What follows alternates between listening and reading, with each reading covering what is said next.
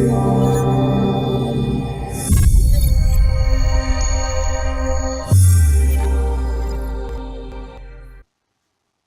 everybody, it's Jeremy again. I am back with another two-part video so that I can kind of get caught up here in my 30-day world challenge that has been put out by the Absolute Tabletop guys in conjunction with their Dead Man's Guide to Dragongrin Kickstarter campaign.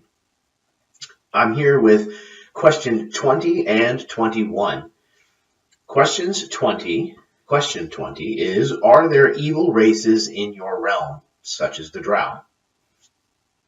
Rostveen is up first.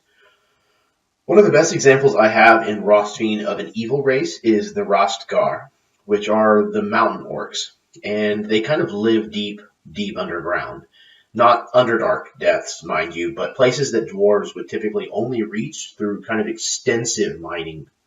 These orcs have traits that are like cockroaches, rats, bats, and spiders. You know, super cute and cuddly stuff, kind of all rolled into one. They live in these nests, and they kind of live on top of one another and their own filth. So, like when a cavern of them accidentally gets broken into, they come pouring out, and it's a really disturbing kind of situation. The second setting I'm going to talk about is Arath. Now, on Tanthara, the Trudes are lizard folk that are kind of modeled after desert lizards as opposed to more swamp. And they can actually burrow partially in the sand, leaving only their nostrils above the surface, and can lie perfectly still for hours on end. They usually use this tactic to kind of ambush and employ guerrilla-style combat when they're raiding. The third setting is Acid Rain. Again, there are no separate races here, but there's definitely drow-like qualities about many of the inmates that live in Cadian's Keep. Backstabbing might as well be a national sport, honestly. The fourth setting is Dowrenland. While there are not really any races that are wholesale evil in Dowrenland, the Obsidian King does use demonically possessed people to do his bidding. So I like to imagine that somewhere within the Black Forest that there's actually a town full of these beings that when they're not on campaign, they all kind of just hang around. So they're demons that are living out these kind of false lives inside of these skin suits, if you will, that they care very, very little for. So they are purposefully cruel and destructive to one another, knowing that they can't really themselves get hurt. The fifth setting is Caldera. A handful of the tribes of the Darathians are without question savage. The Shondo, for example, practice cannibalism, scalping, torture, terrorism, etc. They also have been shown to show no mercy, even to women and children, which, like when they're conducting raids and things on towns and wagon trains. The sixth setting is Chrome City. Now, these, once again, are not something of my design, as Harbinger is kind of an absolute tabletop setting, and that's kind of where Chrome City is situated. But the Scrugs are a really nasty bunch of kind of orcish-type pirate raiders. They're definitely on the evil side of the spectrum. And the seventh and final setting is Momentum. Now, each of the four main races has a different form that they actually take on when they've been consuming too much ether. And all of these tend to kind of resent the untainted versions of their own race as well as the others, often to the point of becoming malevolent and, if not outright evil. So we've mentioned the elves before becoming the breathless and the dwarves becoming the scorched, but what we haven't talked about yet is the bonekin and the fact that they sometimes become something called the broken, and that the humans sometimes become something called the drowned. So that covers it for question 20. Are there evil races in your realm such as drow? So question 21. Are there many underground locations beneath your world?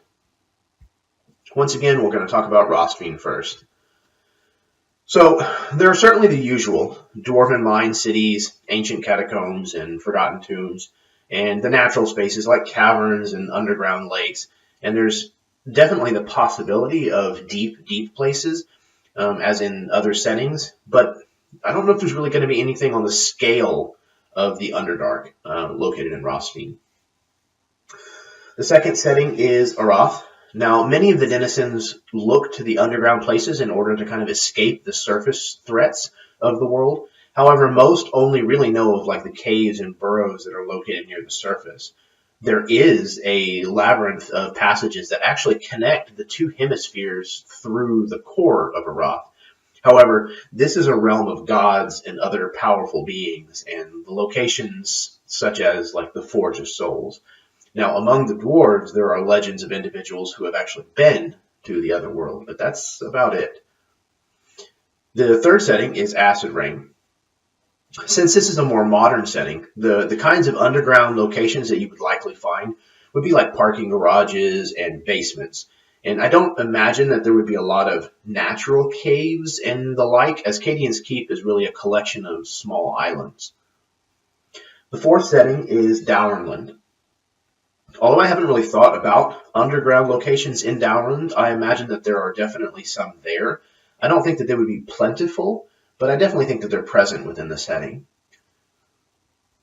The fifth setting is Caldera. Yes, without a doubt, lots and lots of underground locations in Caldera. The Reckoning actually formed a crater the size of Texas almost overnight.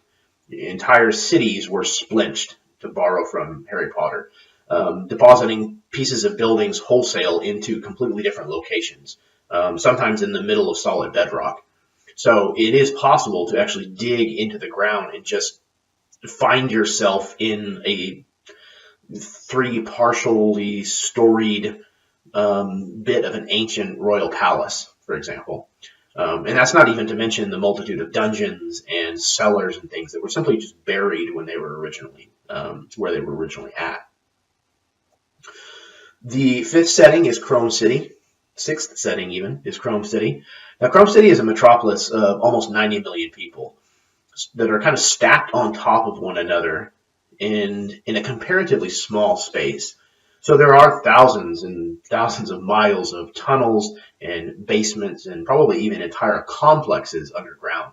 I imagine, however, that since the street level is as bad as it is, that these places underneath the streets are probably where the truly destitute and hopeless probably end up.